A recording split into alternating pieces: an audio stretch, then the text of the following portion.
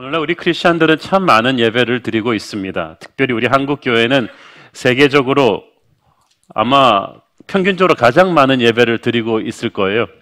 주일 예배, 주일 저녁 예배, 새벽 예배, 수요 낮 예배, 수요 저녁 예배, 금요 철야 예배, 열린 예배. 한국을 방문하는 외국 교회 지도자들은요, 하나같이 한국 교회 무슨 예배가 이렇게 많으냐고 깜짝들 놀랍니다. 사실 교역자가 아니라도 한국 교회 어지간히 성실한 성도는요, 주일 예배 이외에도 일주일에 한 두세 개 정도 예배는 평균적으로 드리고 있는 것 같습니다. 그렇지만 이 많은 예배들이 과연 하나님 앞에 어떤 예배일까요? 어찌 보면 우리는 예배의 홍수 속에서 진짜 성령의 감동이 있는 하늘의 예배를 많이 놓치고 있는 것은 아닐까요? A.W. 토저는 예배란 현대 복음주의의 잃어버린 보석이라고 했습니다. 예배를 드리긴 드리는데 진짜 예배를 찾아보기가 어렵다는 겁니다. 어렸을 때 아이들과 교회 놀이를 하는 기억이 납니다. 한 아이는 목사님 역할을 하며 종을 땡 칩니다. 제가 주로 그 역할을 했습니다. 어떤 아이는 또 근엄한 목소리로 장로님 기도를 흉내냅니다. 거룩하시고 막 이러면서 장로님 기도를 흉내내고, 또 어떤 아이들은 서서 막 빠뚜와리와리 그러면서 막 성가대도 막 해보고 예배 놀이를 했어요. 그런데 오늘날 어찌 보면 이 예배 놀이같이 예배하는 크리스천들이 의외로 많은 것 같습니다. 우리는 몇 년만 교회를 다니면 이제 교회 문화에 익숙해집니다. 종교 의식에 익숙해집니다. 주일날 교회에 와서 예배 때 언제 일어나고 언제 앉아야 되는지, 언제 눈 감고 언제 이렇게 일어서서 손을 들어야 되는지 다 익숙해집니다. 다른 사람 눈에 보기에 아주 신실한 크리스천으로 보일 정도로 찬송도 잘 따라 하시고, 설교 때 적당한 타이밍에 고개도 끄덕거려 주시고, 그런데 예배 놀이인 거예요.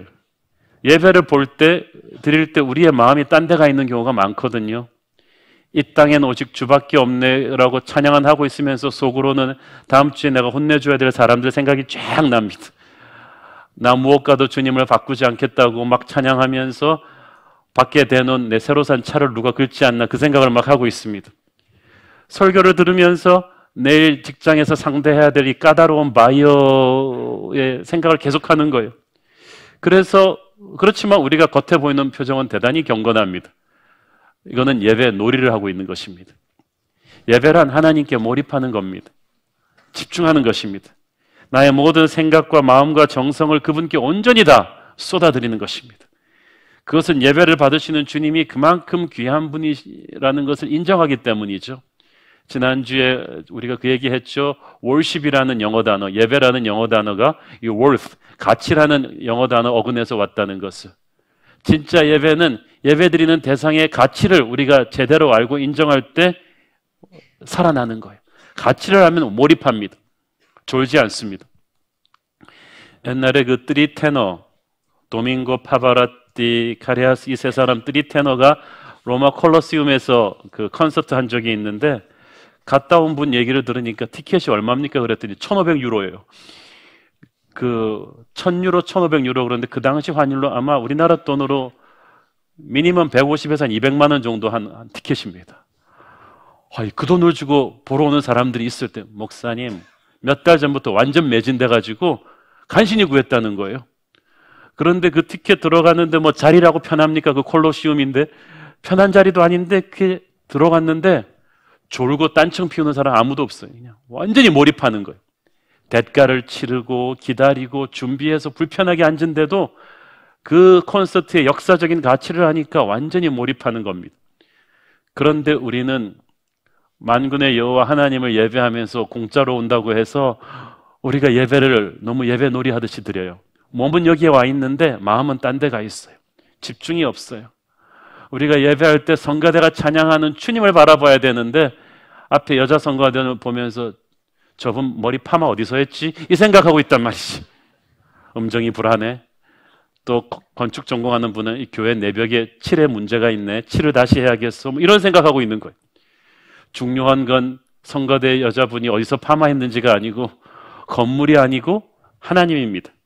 그래서 우리는 예배 때 하나님께 온전히 집중할 수 있도록 노력을 하셔야 합니다. 그래서 예배 시간에 일찍 도착해서 기도로 준비하는 거, 주변 사람들의 방해받지 않도록 좀 더 앞쪽에 앉는 거, 또 스마트폰을 끄고 들어오는 것, 이런 모든 것들이 온 마음을 하나님께 집중할 수 있는 예배의 준비인 것입니다.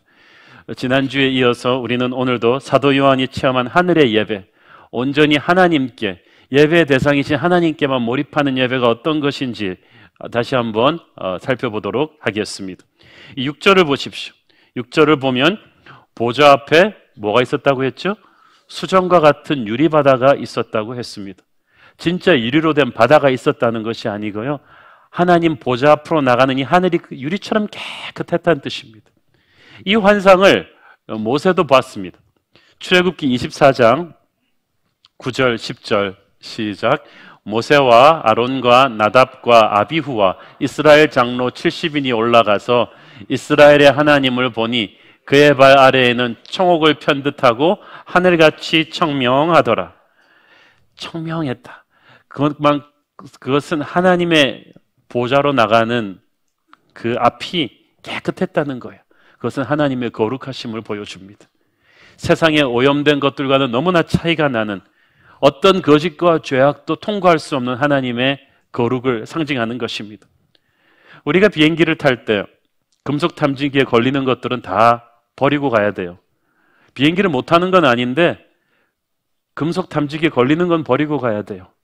하나님의 자녀가 하나님의 임재 앞으로 못 가는 건 아닌데 하나님의 그 거룩을 통과할 수 없는 죄는 버리고 가야 돼요. 그래서 진정한 예배자의 조건은 회개입니다. 참된 회개가 없는 예배를 하나님은 받지 않으세요. 우리는 예배를 드리고 나서 예배를 드렸다고 생각하지만 예배는 우리가 드림으로써 완성되는 것이 아니고 하나님이 받으심으로써 완성되는 것입니다. 하나님이 받으시는 예배는 회개를 통해 깨끗해진 예배자의 예배입니다. 거룩해져야 됩니다. 그래서 회개가 급한 거예요. 그래서 주님께서는 예배 중에라도 너희 형제와 불화한 것이 생각나거든 가서 그 문제를 해결하고 오라고 합니다. 그만큼 완전하라는 것이 아니라 회개하라는 거예요. 주님 앞에 정직하라는 것입니다. 단 한 시간을 예배를 드려도 은밀한 죄를 가슴에 품고서는 주님의 보좌 앞으로 통과할 수가 없습니다. 오늘 이 시간에 여러분 가슴 속에 있는 은밀한 죄가 있다면 오늘 주님 앞에 다 내려놓고 고백하고 깨끗하게 된 채로 주님의 보좌 앞으로 예배하기를 바랍니다. 이 보좌 가운데와 주위에 네 생물이 있었습니다. 6절에 보니까 네 생물이 있는데 그 앞뒤에 눈들이 가득했다고 했죠. 그것은 못 보시는 것이 없으시는 하나님의 예리한 통찰력을 상징합니다. 근데 요한이 바라본 이 네 생물은 에스겔이 보았던 네 생물과 아주 흡사한 환상이죠. 에스겔서 1장 4절 5절 시작. 내가 보니 북쪽에서부터 폭풍과 큰 구름이 오는데 그 속에서 불이 번쩍번쩍하여 빛이 그 사방에 비치며 그 불 가운데 단쇠 같은 것이 나타나 보이고 그 속에서 네 생물의 형상이 나타나는데 그들의 모양이 이러하니 그들에게 사람의 형상이 있더라. 1장 10절 시작. 그 얼굴들의 모양은 넷의 앞은 사람의 얼굴이요 넷의 오른쪽은 사자의 얼굴이요 넷의 왼쪽은 소의 얼굴이요 넷의 뒤는 독수리의 얼굴이니. 이 네 생물은 하나님을 호위하고 하나님의 명령을 수행하는 가장 높은 등급의 천사들입니다. 이들이 각각 분리되어 있지 않고 한 덩어리로 이어져 있다고 봐야 합니다. 그러니까 각각 네 개의 다른 생물이 아니라 넷의 성격을 다 가진 어떤 존재를 암시하는 거예요. 그래서 이 네 생물들이 하나하나 하나님의 어떤 부분들을 상징적으로 우리에게 보여주는 천사들입니다. 첫째는 사자죠. 사자는 동물의 왕, 하나님의 전능하신 힘을 나타냅니다. 하나님은 로마 황제도 감당할 수 있는 엄청난 힘을 가지신 분이십니다. 둘째는 소입니다. 이 소의 형상은 인간을 섬겨주고 인간을 위해서 희생하는 하나님의 모습을 보여줍니다. 하나님은 정말 우리를 위해서 섬겨주셨고 우리를 위해서 희생제물이 되어서 십자가에 돌아가셨죠. 셋째는 사람입니다. 만물의 영장인 사람에게 하나님은 천하를 다스리는 권세를 주셨습니다. 하나님은 온 우주를 다스리는 분이십니다. 넷째는 독수리입니다. 독수리는 땅을 박차고 하늘로 비상하는 존재죠. 하나님은 이 땅의 수준을 초월하는 분이십니다. 하늘의 비전과 그 비전을 향해 올라갈 수 있는 능력을 가리키는 것입니다. 이 네 생물의 환상이 에스겔에게 보여주면서 또 요한에게 보여준 것은 에스겔의 시대와 요한계시록의 시대가 비슷하기 때문입니다. 절망적으로 어려웠던 시대입니다. 하나님의 백성들의 눈에 보이는 나라가 망하고 포로 생활 중이었습니다. 사도 요한도 초대교회가 로마의 노예가 되어서 핍박받던 때에 이 계시를 받았습니다. 성도들은 극한 고통 속에 있었습니다. 가난했습니다. 세상은 모순과 억울함과 불공평함과 절망으로 가득했습니다. 크리스천으로서 하루하루 살아가는 것이 힘들던 때입니다. 이럴 때 하나님은 성도들에게 현실의 문제에 대한 해결책을 주신 것이 아니라 하나님이 누구신지를 알게 하십니다. 하나님은 사자처럼 전능하신 분이다. 하나님은 소처럼 우리를 위해서 희생하고 섬기시는 분이다. 하나님은 만물의 영장인 사람처럼 우리를 다스리는 분이시다. 로마 황제가 다스리는 것이 아니라 하나님이 다스리신다. 하나님은 독수리처럼 현실을 초월하는 능력을 가지신 분이다. 우리는 하나님이 우리 상황을 제대로 아시는가에 대해서 관심이 많은데요, 그거는 걱정하지 마세요. 중요한 거는 우리가 하나님이 어떤 분이신가를 제대로 아는 것이 중요합니다. 추상적으로 알지 말고 구체적으로 아셔야 되고요, 깊이 아셔야 됩니다. 우리가 예배의 대상이신 하나님을 제대로 아는 것이 얼마나 중요합니까? 땅의 문제에 대한 해결책으로 자꾸 하나님을 바라보면요, 문제를 90% 바라보고 하나님을 10% 보게 됩니다. 그러면 떨려요. 그 63빌딩 그 고층 스카이 유리창 닦는 분 이야기 제가 해드렸죠. 그 높은 데서 무섭지도 않은지 어떻게 닦으시냐 그랬더니 땅을 내려다보면 떨리는데 하늘을 보고 닦으면 괜찮대요. 왜냐하면 하늘은 거리 감각이 없대요. 그냥 하늘은 하늘이에요. 가까이 있는 하늘이든 먼 하늘이든. 이 하늘을 보고 닦으면 두렵지 않다는 거예요. 우리가 이 땅의 문제를 계속 내려다보고 살면요, 두렵습니다. 추락하는 게 두렵습니다. 그러나 하늘을 보고 살면 두렵지 않습니다. 요한계시록은 이 절망 같은 현실에서 이 사람들의 눈을 자꾸 떼서 하늘을 바라보게 합니다. 하늘문을 열어주십니다. 우리의 예배의 대상이신 하나님을 제대로 알라고 합니다. 하나님은 어떤 분이십니까? 첫째, 그분은 거룩하신 분이십니다. 이 내생물이 거룩하다 거룩하다 거룩하다를 3번 외칩니다. 히브리 문법으로 그것은 최상급의 찬사를 뜻합니다. 유리바다 얘기할 때 하나님의 거룩에 대해서 말씀드렸죠. 우리와 차원이 다른 거룩하신 분. 둘째로 그분은 전능하신 분입니다. 전능하다라는 말이 성경에 자주 나오는 것 같지만 신약 성경 전체에서 딱 10번 나오는데 요한계시록에만 9번 나옵니다. 그것은 그만큼 계시록의 사람들에게 하나님이 전능하다는 것을 믿는 게 중요했어요. 왜냐하면 계시록의 사람들은 로마 황제의 핍박 앞에서 벌벌 떨고 있었어요. 황제의 눈에 거슬렸으니까, 황제 숭배를 안 하니까 직장도 잃고 세금도 얻어맞고 사회에서 완전히 루저가 되는 거예요.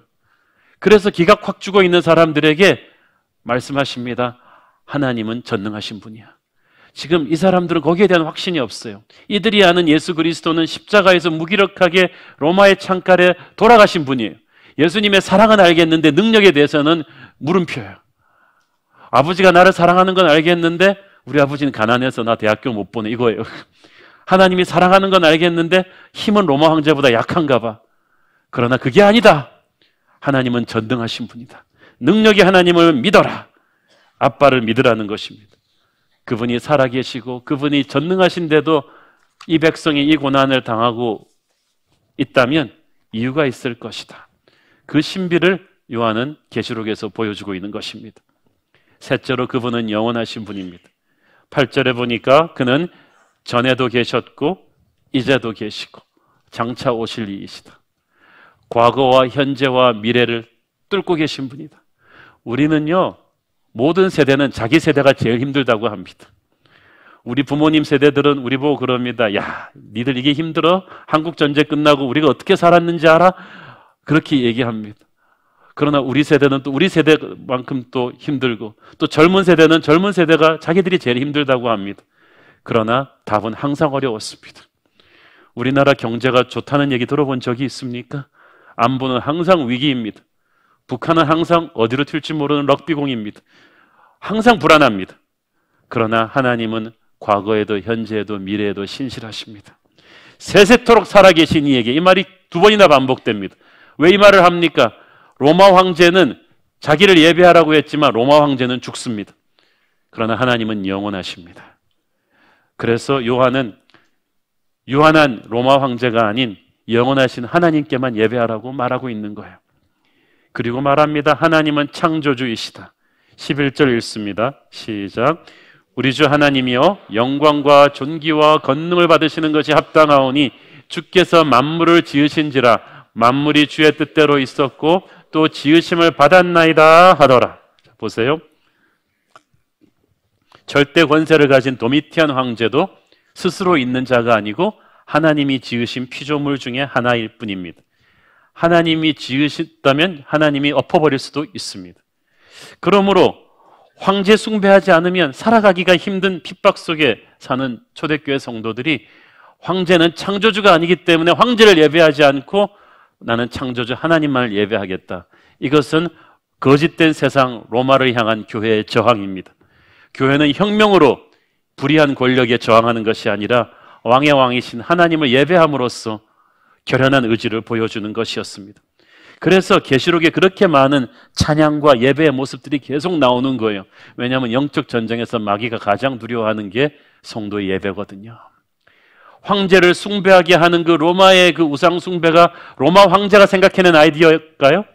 마귀가 심어주는 아이디어예요. 마귀는 로마 황제 뒤에 숨어서 우리의 경배를 받기 원했던 거예요. 그것을 거절하고 핍박 중에라도 거절하고 하나님께만 예배할 때 마귀가 두려워 떠는 것입니다. 마귀는 큰 소리는 치지만 두려워 떱니다. 그래서 여러분 직장에서 드리는 작은 몇 명의 직원들이 불신자 상사의 눈치 보면서 드리는 직장 예배 중요해요. 가정에서 드리는 가정 예배 중요해요. 여러분 캠퍼스에서 자기 플로어 아이들 몇 명 모아서 예배 드리는 기숙사에서 대학생들을 저는 여러 명 알고 있어요. 그거 중요해요. 교수님들 몇 명 모여서 예배하는 거 그거 중요해요. 어둠의 권세가 예배자가 있는 것과 없는 것과는 하늘과 땅 차이로 접근하거든요. 예배는 파워인 거예요. 영적인 전쟁인 거예요. 보좌 앞에 있던 24장로는 모두 구원받은 성도들을 상징한다고 했습니다. 그 보좌 앞에 있던 장로들은 눈처럼 눈부신 하얀 옷을 입고 왕들이 쓰는 금면류관을 쓰고 있었다고 했죠. 이 이미지가 왜 중요하냐? 당시 초대교회 핍박받던 성도들은 대부분 가난하고 초라했어요. 예수를 믿기 때문에 상인조합에도 못 들어가서 가난한 거예요. 아이들 밥도 굶겨요. 옷도 남루하게 입고 와요. 감옥에 투옥돼서 얻어맞아요. 그러니까 그런 사람들이 예배당에 모였을 때 사회에서는 거의 루저 취급받는 거예요. 예수 믿는다, 교회 장로다, 목사다 그럴 때 너무나 그 당시 사회에서는 비참하고 불쌍했어요. 그러니까 자기들도 자존감이 낮았어요. 그런데 그 기죽어 있는 사람들에게 요한은 하늘에 가서 너희들은 눈처럼 눈부신 옷을 입을 것이다. 왕들이 쓰는 면류관을 쓸 것이다. 땅에서는 권력자 로마 황제를 예배하지 않아서 너희들이 이렇게 불쌍하지만 하늘나라에서는 결코 불쌍하지 않다.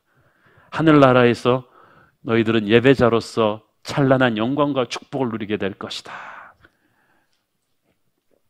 저는 여러분이 그런 확신 있게 되기를 바랍니다. 그러니까 초가상간에 살아도 우리는 세상 앞에서 기죽지 않는 것입니다.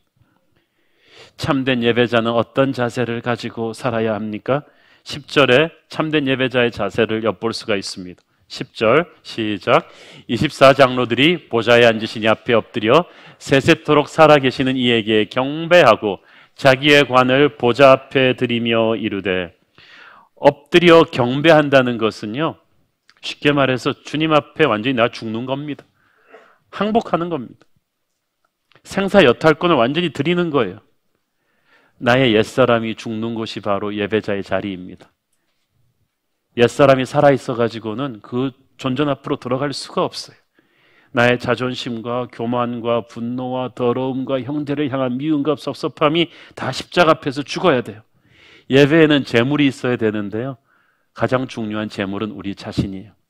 그리고 중요한 건 재물은 죽어야지 산 재물들이 펄떡펄떡 뛰어다니는 곳이 성전이 아닙니다. 나의 옛사람들이 죽어야 진짜 예배가 되죠. 엎드려 경배한다는 것은 나의 옛사람이 죽는 것이면서 동시에 이제부터 내 새 사람은 삶의 주도권을 하나님께 내어드리는 걸 말합니다. 하나님이 나를 다스리신다는 거예요. 그러니까 진짜 제대로 예배한 사람은 예배 후에 삶이 변해야 돼요. 아멘 다음에 어떻게 하는가가 이 사람이 진짜 예배를 드렸느냐 안 드렸는가를 입증해 줍니다. 사람을 대하는 게 이제 달라져야 돼요.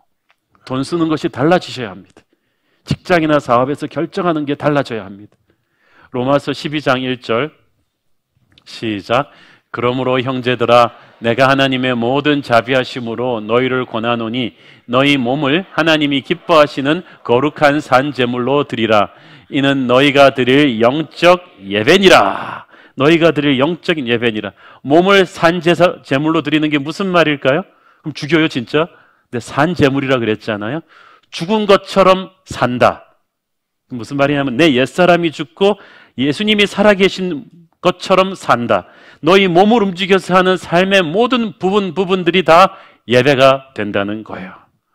여러분 모르셨죠? 주일날 여러분 1시간 예배하고 가서 끝나는 게 아니라 이제부터 여러분이 운전하는 스타일이 강남 스타일이 아니고 예수님 스타일이라 해야 된다는 거예요. 여러분이 나가면서 우리 주차위원들을 어떻게 대하는가, 차를 타고 가면서 끼어들게 하는 사람한테 어떻게 대하는가가 이제부터 예배가 된다는 거예요. 집에 가서 직장 출근해서 여러분이 부하 직원을 어떻게 대하는가, 선생님들이 학생들을 어떻게 대하는가에 따라서 그것이 하나님이 받으시는 예배라는 거예요. 청교도 목수들은 그런 정신을 가지고 가구를 만들었기 때문에 그들이 만든 가구는 보통 200년, 300년을 씁니다. 튼튼하게 만들었어요. 그들은 그냥 돈 벌려고 만들지 않았던 거예요. 상사들 눈속임하면서 만들지 않은 거예요. 여러분 직장 생활을 예배하듯이 하기를 바랍니다. 하늘의 예배를 체험한 사람은 반드시 땅의 삶이 달라지게 되어 있습니다. 그것이 바로 하나님이 기뻐하시는 예배입니다. 예배는 드림입니다. 드리는 것입니다. 제 친구 목사 교회 이름이 드림의 교회예요. 24장로들이 자기의 면류관을 보좌 앞에 드렸다고 했죠. 이 면류관은 그들이 선한 싸움 다 싸우고 주님께 받은 천국 최고의 상급입니다. 이 귀한 것을 하나님께 드린다는 것은 예배 때는 나의 가장 귀한 것을 하나님께 드린다는 거예요. 그것이 예배입니다. 많은 사람들이 난 예배 은혜 받으러 간다고 하는데요. 그 한국말이 참 묘해요. 은혜 받으러 간다. 자꾸 뭘 또 받겠대. 주님은 주시고 또 주셨는데 이제 또 은혜 또 받으러 간대. 뭐 채권자 채무자 관계도 아니고 말이죠. 물론 예배에서 은혜도 받지만요. 예배는 기본적으로 드리는 것입니다. 동방 박사는 황금 유황 모략을 가지고 왔어요. 왜냐하면 그 아기 예수를 통해서 온 축복의 은혜를 너무나 알기 때문에 가장 귀한 이 예물도 아무것도 아닌 걸 아는 거예요. 여러분은 오늘 뭐 가지고 오셨나요? 우리가 11조 드리죠. 그거 드리면서도 아까워하시죠. 근데 11조는 상징일 뿐이에요. 내가 가진 재물의 모든 것이 하나님께로 왔고 언제든지 다 드릴 수 있다는 걸 연습해 보는 거예요. 여러분의 귀한 시간 하나님께 전부 다 드리는 걸 연습해 보는 거예요. 이 땅에서 이 땅의 것을 주님께 드려 버릇하지 않은 사람이 하늘나라 가서 그 귀한 면류관 주님께 드릴 수 있겠습니까? 여러분은 은혜를 못 받아서 주님께 안 드린다고 하지만 어떻게 보면 여러분이 안 드리니까 은혜가 충분히 체험하지 못하는지도 모르겠어요. 예배란요, 대가를 치르는 겁니다. 제가 이제 교회사를 전공했는데 이 초대교회 성도들이 로마군에게 체포될 때 90%가 예배처에서 체포됩니다. 왜냐하면 교회가 점조적이기 때문에요. 예배로 모이지만 않으면 잡힐 이유가 없어요. 거의 찾아낼 수가 없는데 카타콤에 예배하러 모였기 때문에 비밀 경찰한테 걸리는 거예요. 북한, 중국의 지하교인들도 체포될 때 90% 예배처에서 체포됩니다. 예배 드리지만 않으면 잡을 수가 없는데 모든 증거와 모이는 흔적들이 다 예배를 드렸기 때문에 나오는 거예요. 바꿔 말하자면 그들은 예배만 안 드리면 살 수도 있었다는 얘기예요. 그 위험 부담을 안고 매주 목숨을 거는 모험으로 예배를 드렸다는 것입니다.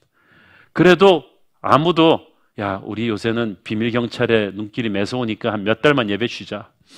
마음으로 예배 드리면 되지 않냐. 그런 사람이 한 명도 없었어요. 비겁한 사람이 없었다는 거예요. 그 위험 부담을 안고 예배를 드렸고 그들은 목숨을 잃었습니다. 목숨을 걸고 예배 드리는 거죠. 대가를 치르는 거예요. 그 예배가 감동이 있어요. 오늘날 우리는 너무나 쉬운 핑계로 예배를 안 하지 않습니까? 아, 오늘 감기 몸살이야. 집에서 드릴래? 인터넷으로 나중에 들으면 되지 뭐. 애가 고3인데 아유 대학교 가서도 예배 드릴 수 있는데 굳이 고3을 불러서 수양회를 가? 그냥 우리가 얼마나 쉽게 감기만 들어도 예배를 쉽게 쉽게 넘깁니까? 예배는 그런데요, 대가를 치르며 준비하는 것입니다. 제가 그때 월남전 때 포로수용소에서 예배드린 미군들 말씀드렸죠. 일주일에 한 번 예배를 드리기 위해서 그들은 그 힘든 포로수용소 생활에서 엄청난 대가를 치러야만 했습니다. 성경책이 딱 한 권 월맹군 장교가 가지고 있는데 포로 대표가 일주일에 1시간씩 들어가서 베낄 수 있어요. 막 베껴서 나오면 그거를 베낀 종이를 포로들끼리 나눠서 빨리 외워야 돼요. 하루 안에 또 갖다 줘야 되니까. 그러면 돌아가면서 너는 요한복음 1장 1절부터 5절까지, 너는 6절부터 10절까지 외우고 절대 잊어버리면 안 돼. 왜냐하면 그럼 주일 예배에 차질이 생겨요. 주일 예배 때 와서 자기가 외운 분량은 토시 하나도 안 틀리고 다 외워야 말씀이 되는 거예요. 또 성만찬을 위해서 안 그래도 그냥 안 죽을 만큼 배급되는 그 멀건 수프를 10의 1조씩 떼서 모으고 그 말라 비틀어진 빵 조각을 또 10분의 1씩 세이브하고 전 포로들이 그렇게 해가지고 주일날 성만찬 준비를 하는 거야. 모여서 찬양 드릴 때 큰 소리로 찬양을 못 드리니까 나 같은 죄인 살리신을 하나 둘 셋 하고 시작하면 전부 다 묵음으로 입술로 찬양을 합니다. 입술로 찬양하는 성가대가 2절에 들어가면 다 운다는 거예요. 그들은 풀려나온 미군 장교가 나중에 고백하기를 미국에서 편하게 예배 드릴 때는 예배 시간 직전에 덜렁덜렁 준비 없이 가고 졸고 그랬는데 포로 수용소에서 예배는요 1시간 예배를 위해서 일주일 내내 준비하는 거예요. 먹을 음식을 아껴서 성만찬 준비를 하고 소리 내지도 못하는 성가대가 연습을 하고 그러면서도 감동이 있었대요. 대가를 치르니까 그런 거예요. 여러분은 예배를 위해서 어떤 대가를 치르십니까? 우리 교회에서 수많은 부서의 성도들이 예배를 위해 헌신하시고 준비하십니다. 특별히 이 추위에 밖에서 아침부터 오후까지 주차 봉사하시는 우리 주차팀들에게 저는 엎드려 감사를 표하고 싶습니다. 여러분 주차팀들한테 함부로 대하지 마세요. 이분들 돈 받고 하는 거 아니에요. 새벽부터 계속해서 저 추위에 서 있는데 지난 성탄 예배 때는 워낙 입추의 여지가 없이 들어차가지고 우리 성도님들이 벽 쪽으로도 많이 서 계셨어요. 그런데 그 벽에 서 계시던 분들이 저한테 얘기해 줬어요. 우리 주차팀을 위해서 그래도 자리를 세이브해 놨거든요. 근데 주차팀이 들어와 딱 보시고 벽에 서 계신 성도님들을 보더니 그 성도님들을 자기들 자리에 앉히고 주차팀들은 땅바닥에 주저앉으시더라는 거야. 그걸 보면서 그분이 너무 충격을 받은 거야. 저 추위에서 계속 주차 봉사하는 팀들을 위해서 교회가 자리를 해놨는데 이분들은 그것마저도 서 있는 성도들을 앉히고 땅바닥에 주저앉는, 저는 우리 교회 목사보다 훌륭한 성도들이 있구나. 그렇게 예배를 준비하는 성도들이 구석구석에 있기 때문에 예배가 은혜로운 것입니다. 새로운 교회 예배는 주차장에서부터 시작됩니다. 주일학교도 마찬가지죠. 예배는 대가를 치르며 준비되는 것입니다. 그런 의미에서 저는 예배를 준비하고 인도하는 사람들의 막중한 책임을 다시 한번 느끼게 됩니다. 어떻게 보면 우리가 지금 수많은 예배팀들이 예배를 준비합니다. 밖에서도 준비하지만은 이 성만찬 세팅하는 팀이 있고요, 찬양 준비하고 밴드하고 이렇게 안내하는 팀들이 있는데 어떻게 보면 예배를 준비하는 예배팀이 자기가 제대로 예배를 치르기가 쉽지가 않습니다. 왜냐하면 이 순서를 진행해야 되거든요. 큐시트대로 제대로 가고 있는지, 음정과 박자를 제대로 지키고 있는지, 그리고 사람들이 오늘의 예배 음악 선정을 어떻게 생각할 것인지 생각하기에 바빠갖고 정작 예배의 대상이신 하나님에게 몰입할 시간이 없어요. 예배에서 설교하는 목사인 저도 그렇습니다. 그래서 예배를 짭으로 진행하는 사람들이 예배 매너리즘에 빠지지 않게 조심해야 됩니다. 예배를 해치워버리는 것을 조심해야 됩니다.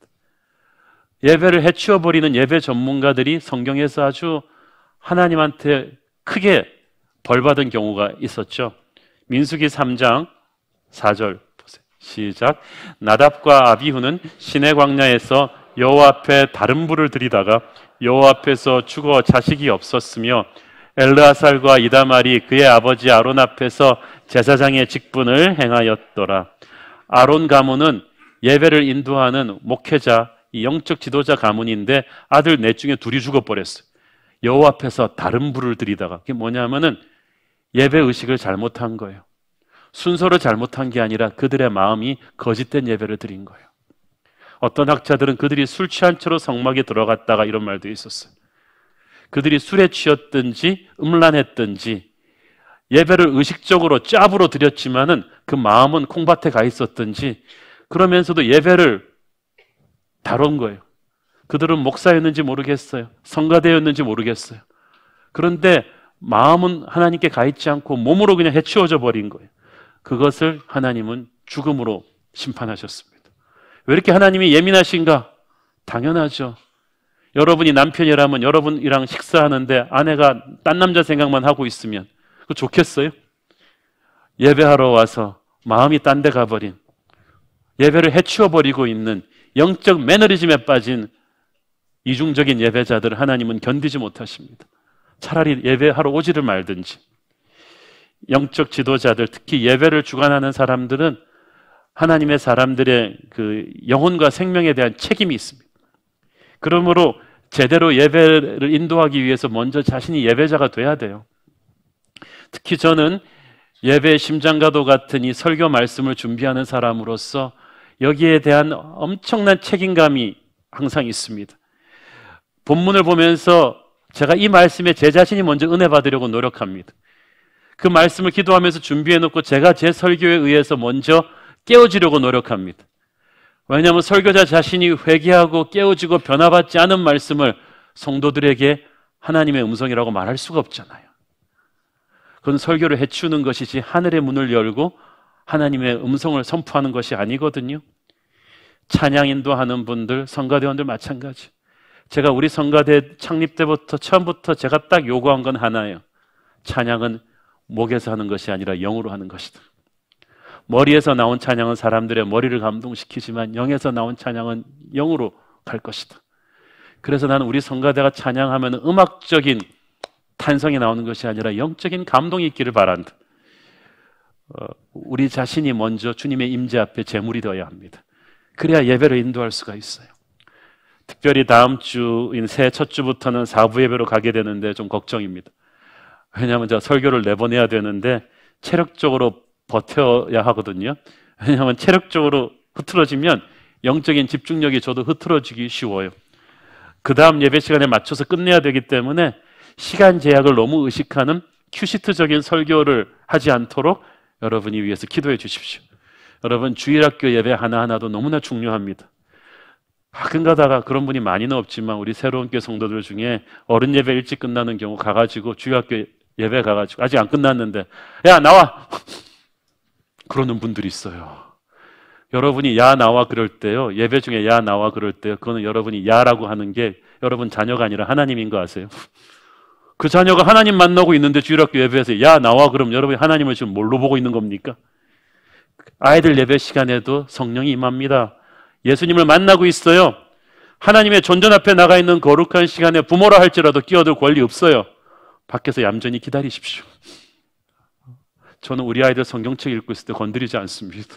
그가 하나님을 만나고 있는데 모든 예배 시간이 거룩한 거예요. 저는 오늘 본문의 하늘 예배를 보면서 특히 감동받는 것은 예배의 포커스가 100% 하나님에게 가 있다는 사실입니다. 모든 천사와 장로들이 다 하나님께 맞춰져 있습니다. 그들이 서 있든 앉아 있든 그들이 얼마나 불편하건 난방과 냉방이 제대로 됐는가, 그게 지금 문제가 아니라 하나님이 어떤 분이신가에 초점을 맞추고 있어요. 하나님의 위대하신만을 묵상하며 하나님께 모든 것을 다 바치고 있는데 이게 진짜 예배잖아요. 그런데 오늘날 우리가 드리는 예배는 너무 사람 중심이에요. 교인들이 어떻게 생각할까? 교인들이 추울까 더울까 불편할까 안 할까, 물론 그런 것도 해야 되지만 너무 심하다는 거예요. 지난 10년 동안 미국과 한국에서는 맞춤형 예배가 유행이었습니다. 커스텀 메이드 서비스, 교회에 익숙치 않은 구도자들을 위한 새신자 예배, 청년들을 위한 젊은이의 예배, 직장인들을 위한 주중의 직장인 예배, 이런 여러 가지 맞춤형 예배들이 많이 나왔어요. 그것은 다양한 소비자의 입맛에 맞춰 마케팅을 하는 기업의 마케팅 전략에서 나온 거죠. 물론 다양한 성도들의 필요에 우리는 민감할 필요가 있습니다만은 교회가 서비스 센터가 아니잖아요. 그거 어떻게 다 맞추겠어요? 그 과정에서 본의 아니게 물론 다양한 교인들의 필요를 채워주는 건 필요합니다만은 예배를 받으시는 하나님에게 너무 초점이 흐트러져 버렸어요. 찬양도 설교도 하나님이 어떻게 생각하시는가 보다는 하나님의 뜻을 있는 그대로 쏟아놓는 것보다는 어떻게 하면 성도들이 입맛에 맞게 다음 주일에 또 오게 상처받지 않게 할까 쪽으로 너무 많이 가버렸어요. 힐링 쪽으로 코드를 너무 많이 잡았어요. 적극적 사고방식으로 너무 많이 코드를 잡아버렸어요. 그러니까 예배는 많은데 감동이 죽었어요. 하늘의 영광과 기름 부으심이 나타나질 않아요. 이것이 오늘날 우리의 교회와 예배가 회개해야 될 점입니다. 천국의 예배는 100% 예배 받으시는 하나님께 초점입니다. 예배는 우리 모두가 하나님께 몰입하는 것입니다. 하나님이 나에게 몰입하는 게 아니라요, 내가 하나님께 몰입하는 것입니다. 하나님이 내게 맞추시는 게 아니라 내가 하나님께 맞추는 거예요. 뜻이 하늘에서 이루어진 대로 땅에서 임하는 거지 땅의 뜻을 가지고 하늘에다 올리는 게 아니라는 거예요. 우리는 자꾸 우리 수준으로 하나님을 끌어내리는 게 예배라고 생각하면 안 됩니다. 희한하게 하나님만 높이는 예배를 드리면요, 하나님의 영광이 우리를 사로잡아서 우리를 하늘의 수준으로 끌어올리십니다. 그래야 뭐가 터지잖아요. 여러분 수준으로 평생 가고 싶습니까? 아니면 하늘의 수준으로 올라가고 싶습니까? 예배의 감동은 우리가 미리 기획할 수가 없습니다. 하나님은 항상 우리가 상상한 것 이상의 은혜의 세계로 우리를 데려가실 것이기 때문입니다. 그래서 저는 설교 시작할 때, 예배 시작할 때 항상 흥분과 감동이 있습니다. 1부 예배, 2부 예배, 3부 예배 달라요. 하나님이 어떤 날은 어떤 예배에 똑같은 메시지를 가지고 강렬하게 임하시는 경우가 있어요. 어떤 사람에게 특별히 임하시는 경우가 있습니다. 그 사람의 인생을 바꿔놓는 영적인 전율을 느끼게 하고 감동을 일으켜 놓습니다. 오늘 예배가 그 사람이 여러분이기를 바랍니다. 오늘 저와 여러분이 드리는 예배가 그 하늘의 예배를 닮아서 하늘의 능력을 다운로드하는 축복의 자리 되기를 축원합니다. 기도하겠습니다. 사랑하는 아버지, 은혜 감사합니다. 주님, 너무나 자기중심적으로 예배드리는 우리의 예배가 깨지고 오직 하나님만 높이는, 하나님께 초점 맞추는 보배로운 예배가 되게 하여 주옵소서. 예수님의 이름으로 기도했습니다. 아멘.